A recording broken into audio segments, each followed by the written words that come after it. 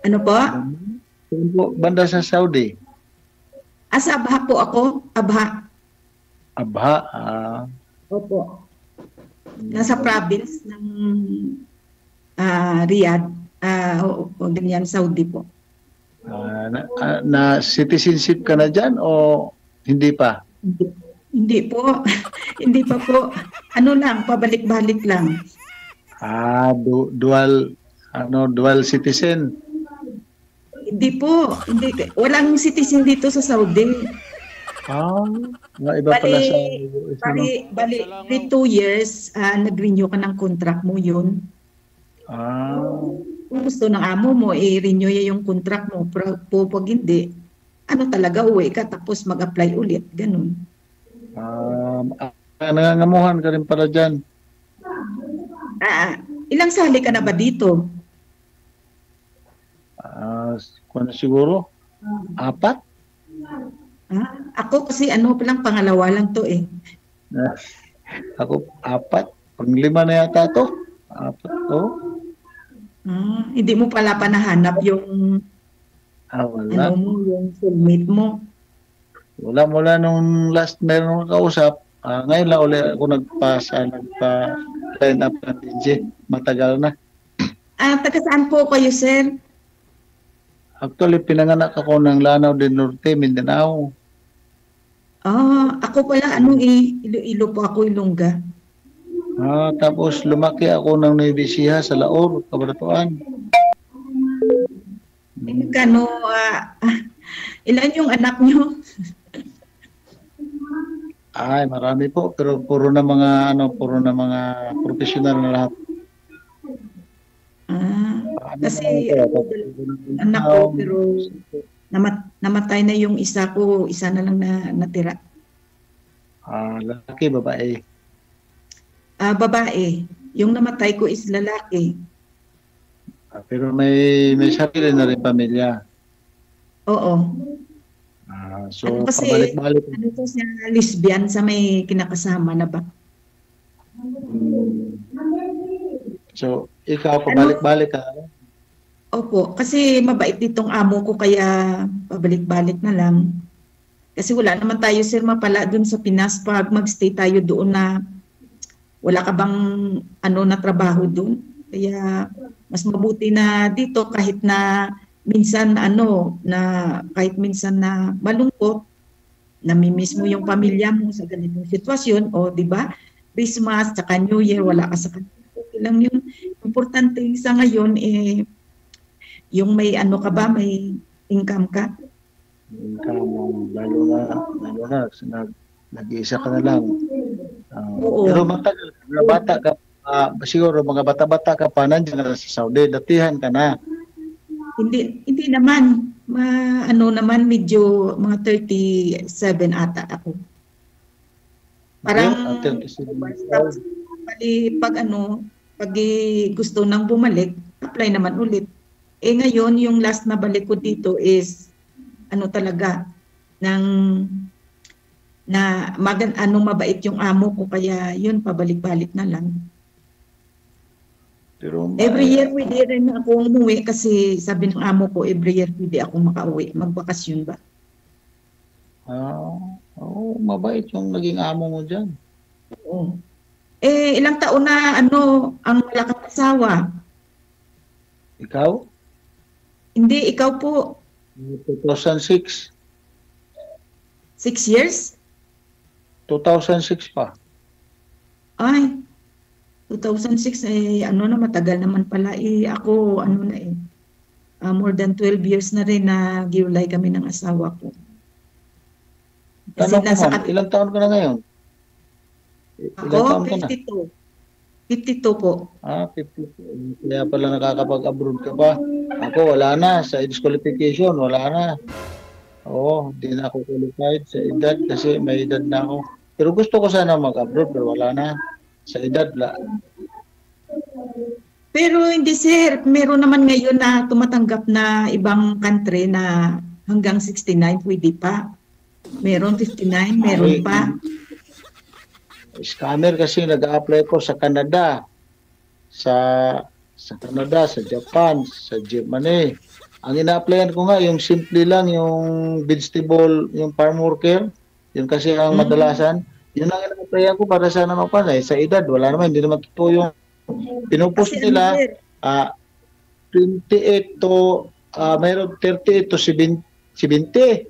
Sabi ko, qualified ba ako? Nag-apply ako, submit ako ng pag upo ko, yun pala, may age limit pala. Kaya hindi totoo yung sa ano, yung sa Facebook. Marami na ako in-applyan. hindi, kung totoo gusto mo talaga mag-apply sa ibang bansa, sir, pupunta ka ng DFA. Wow. Kita talaga yung mga agencies na gusto mo pag-applyan, yung country na pupuntahan mo, doon mo makikita yung ano, mayroon diyan, tanong ka rin kung may age limit ba, ganun. Meron. Gusto ko nga sa Qatar, pero sabi ng anak ko, hindi na raw po pwede ang senior citizen doon. Kasi yung senior citizen daw doon sa Qatar, pag umuwi ng Pilipinas, hindi nakakabalik. Hanggang ano lang, hanggang 59. Ganyan. Tatanggap pa sila. Pero pag ganyan senior na, hindi na talaga. Hindi mo naman kailangan mag-abroad, sir. Ang dami-dami mong business. Kumikita ka naman ng klating milyon buwan-buwan. Oh. Bakit kailangan mo mag-abroad? Pero gusto ko sana sir makarating din ng abroad kasi siyempre Mag-tour ka na. Mag-tour ka na lang. Kasi ano gagawin niyo po dyan sa 500,000 mo nakita buwan-buwan. Dami mong business eh. Mag-tour-tour ka na lang. Cagayan, Mindanao, tapos Leyte, Cebu. Di ba nung last kong sali, Cebu ako noon. Di ba? Ikot mo ng Pilipinas. Abroad Tapos naman punta ako sa mga kapatid ko dyan sa Maynila. Yan lang. Enjoy, lang ano ko. enjoy ka na lang. No? Pag umuwi to si ma'am, dalawa kayo mag-tour sa ibang bansa. Hindi na ako tatanggapin siguro dyan sir kasi hindi pa siya citizenship dyan. Hindi I mean, pag umuwi to si ma'am sa Pilipinas, mag-for good na, at least may kasama ka na mag-gala-gala sa ibang bansa, mag-tour-tour. Dito lang sa Pilipinas siguro, sir. Bagay Pilipinas lang, kay senior citizen, naman pwede. Pwede mag-tour ka sa ibang bansa, mas priority nga nila yung senior citizen, sir, mas madali nila ma-approve yung visa eh. Pag senior citizen. Okay, gusto ko pa manarbaho dyan. Pero wala na. Huwag na lang magtrabaho, sir. Ano na lang ka. Enjoy mo na lang yung that age na ka. Oo. Kasi pag mag-abroad ka, na ganyan yung age mo, mahirap talaga. Hindi ba? Kasi pagka magtatambay ka rin, wala kang libangan, masakit sa katawan na wala kang ginagawa. Oo, kaya nga eh. Pero hindi na. Sir, punta ka dito sa bahay, sir. Doon sa Manila. Dito sa Manila. Tayo, sir? Magkumpuni tayo ng ng mga gawa. Doon? Mga kulungan ko ng manok. Para may gagawin tayo? Pwede. Ularan ako sa trabaho, sir. Ayun pala. Driver, mason, carpentry, electricity, marami. Tapos, real estate ka pa, may business ka pa. Kahit saan pala ito, ma'am. Pwede gawin mo akong handler sa mga manok mo kung nagsasabong ka, sir. Hindi ako nagsasabong eh. Mga bantam lang, tsaka Bisaya ang manok ba, sir? Mahilig ako mag-alaga ng manok. Pwede, no? Luwas ka ng Maynila para tayo. Punta tayo sa Bulacan. Punta ko sa farm mo. Ako maging katiwala mo yun. Tanong kita, bakit ka sumali dito? Ano ba hinahanap mo? Gusto nila malibang eh. Kaibigan.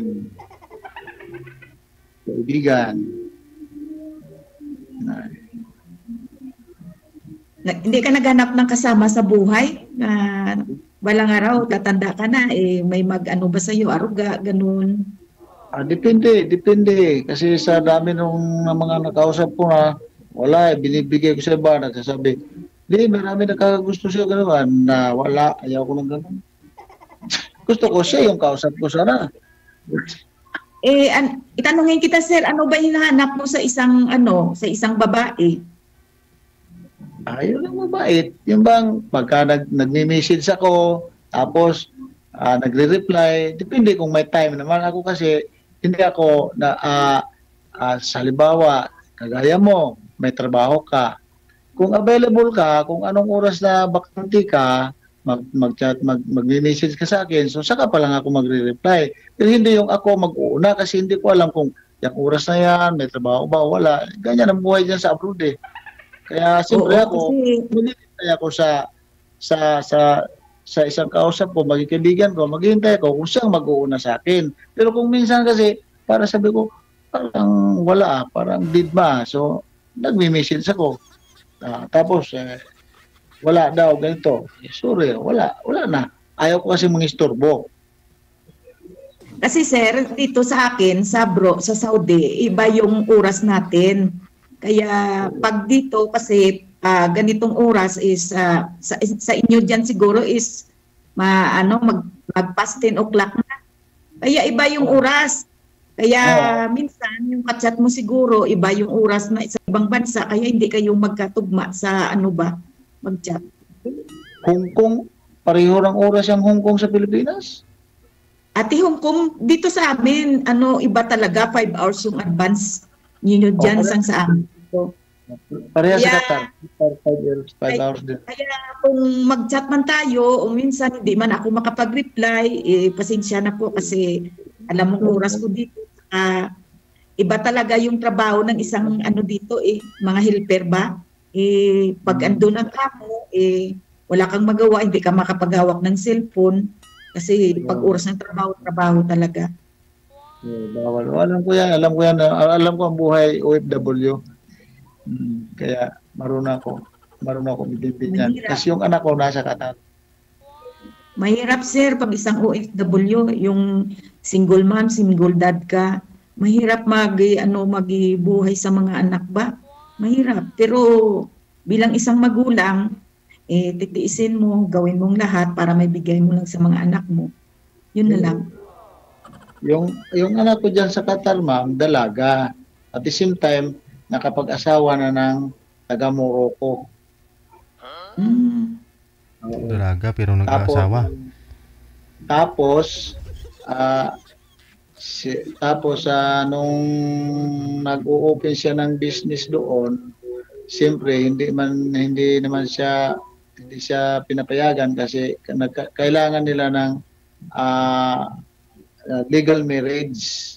So nag-request siya sa akin, parents consent, pinadala ko dito sa cellphone. So kinasal sila sa Qatar. Ibig mo sabihin dito na sila nagstay sa Qatar? Oo, yung anak ko. Citizens na sila pala. Oo. Tapos meron silang negosyo dyan kasi yung asawa niya is engineer, taga Morocco. Mabuting trabaho yan. Ang engineer, malaking sahod yan. Oo, kasi yung anak ko naman, yung natapos niya is tourism. Kaya nagka-partner sila. Tourism. Malalaki na pala yung mga anak mo. Ako din wala na akong mag-isa na lang ako. Kaya sumali ako dito kay DJ. Baka sakaling pala rin, makakita rin ng makasama sa habang buhay. Kasi more than 12 years na rin ako na walang partner. Trabaho lang, hanap ng pera para minsan sa mga maibigay ka ba sa mga pamilya mo, sa nanay mo, saka sa tatay mo, sa anak mo. Yun lang. Ako wala na akong tatay, wala akong nanay. Ako kasi buhay pa yung nanay ko at tatay ko, medyo matanda, may edad-edad na kaya minsan din nagsusupport din ako sa kanila kasi kahit sa gamot man lang, may ka sa nanay mo, saka sa tatay mo, yun na lang. Yun naman talaga importante sa anak, yung lilingapin niya yung mga magulang niya. Ako noon, nung buhay pa yung nanay ko, ay sus, pagkada sahod, binibigyan ko talaga yun. O binibigyan ko ang nanay ko. Habang buhay pa yung magulang natin, isuklian naman natin ng magandang ba sa kanila kasi yung nalaki kanila na ikaw yung anak, dapat ikaw na yung nakaalam kung ano sa magulang mo.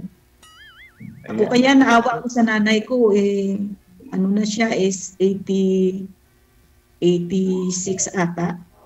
Matanda na, marami nang naramdaman. Kaya sabi niya sa akin na minsan parang maiyak ako. Sabi niya, Jane, hindi na ako, parang hindi na ako tatagal, hindi mo na ako maabutan. Sabi ko sa kanya, wag naman, Nay. Hintayin mo naman ako kasi minsan lang tayo magkikita-kita. Balang araw, pag makabalik ako rito, ilang taon naman. Hindi ko alam, ilang taon ako rito, hindi naman ako makauwi. Sana hintayin mo naman ako. Minsan yung nanay ko, may yung mga, kung ano yung mga ano sa kapatid ko, parang sa akin hinabilin kasi ako yung pinakamatanda sa amin sa lahat. Kaya yun. Ilan Kaya kayo minsan, magkakapatid? kami 6, isa yung lalaki at saka 5 babae. Ako yung panganay sa lahat, kaya ako yung pinag-ano ng nanay ko. Kaya minsan sabi ko sa amo ko, Madam Singko, pwede ba every year pwede ako makauwi para sa mga magulang ko? Sabi niya, okay, pwede rin. Kaya yun, kailangan ko kaya magtrabaho dito para kahit man lang sa mga gamot ba ng nanay ko maibigay ko kasi meron siyang diabetes tsaka minsan may vertigo. Kailangan ko minsan dalhin sa ospital, mataas yung sugar. Senior Kaya, citizen siya, ma'am. oo, dalawa sila, yung nanay at tatay ko. Libre naman yung senior citizen, ma'am, sa mga gamot. Pero hindi naman sir, makakatulong naman yung senior citizen, pero yung yung mga pangailangan nila hindi naman makakasya yun. Kaya medyo support lang tayong mga anak, kahit na mahirap-hirap din ang buhay natin, kailangan din natin ano ba yung mga magulang natin kasi minsan na lang dito sila sa lupa. Kaya at saka darating ding araw, tatanda din tayo. Yan, balang araw, gawin yun ng mga anak natin sa atin, di ba? Ako nga, pinapauwi nga ako sa mga bata ko. Sabi niya, huwag ka na mag-akusa Papa, kasi ganito. Susubra ka, sabi ko, ayaw, kaya ko pa. Enjoy ako sa palakad-lakad. Kaya hindi mo na ako mag-i-stay ng isang lugar. Dahil pag nag-i-stay ka ng isang lugar, tatanda ka lalo. Oo. Kung ano yung ano mo, araw-araw, yun ang gawin mo. Ako, pag mumuwi ako ng Pinas, magbakasyon ako ng 2 buwan or 1 buwan doon, every morning, ako talaga nag-walking sa plaza ng Haruba sa amin. Kasi may edad na mahirap na, medyo may masakit na yung tuhod, yung balikat mo minsan. Kasi dito, trabaho namin, tingnan mo, malapit ng Ramadan. Ano naman, yung tulog namin, hindi na kasi madaling araw, gising ka kasi yung mga amo mo kakain. Dapat ilutuan mo. Ay naku, hirap. Pero tinitiis lang para na lang sa pamilya talaga. Oo. Ayun na. May tanong pa ba kayo? Kung nga ngayon, nagda-diet na ako. Hindi katulad nung sumali ako na buyag, malaki, tapos maano yung ko ngayon, nagda-diet na ako. Kasi marami, kasi wala namang ginagawa. Wala, kumisa yan. Exercise na lang. Exercise. Every morning. Gumising ka. Every morning. Gumising ka, saka walking, ganun. Para Exercise na lang. Exercise. Tapos, yun nga, nag-diet ako pa kasi overweight ako. Kaya, Dege, Merry Christmas! So mamaya, ibigay mo na lang yung mo para mag-catch up tayo after sa natin. Sige.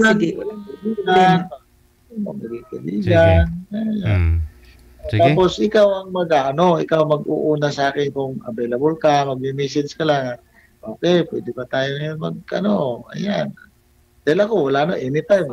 Available naman ako. Sige po.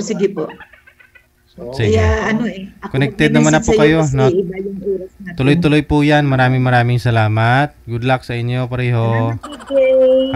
Bye-bye.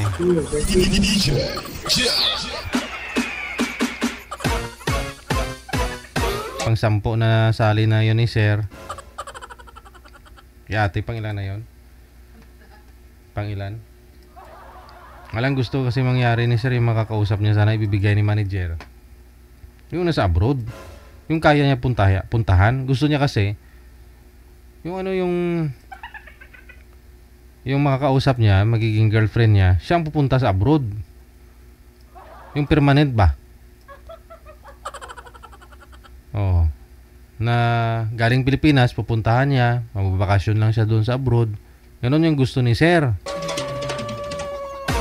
Nga lang kay ma'am, hindi na naman kayang puntahan sa Saudi. Hindi pwede kasi hindi pwede basta-basta makalabas yun si ate. Ikaw ba naman, saan mo gagastusin yung 500,000 a month? O kung solo flight ka lang din naman. Diba? Enjoy mo eh. Si Madam Gani, kung mauli sa probinsya, gajaging-jaging sa haro. Tigulang na kuno. Ano man bi kay anay imo kaon? Kaon ta anay? Te. Ano ka na? Kaon ta anay?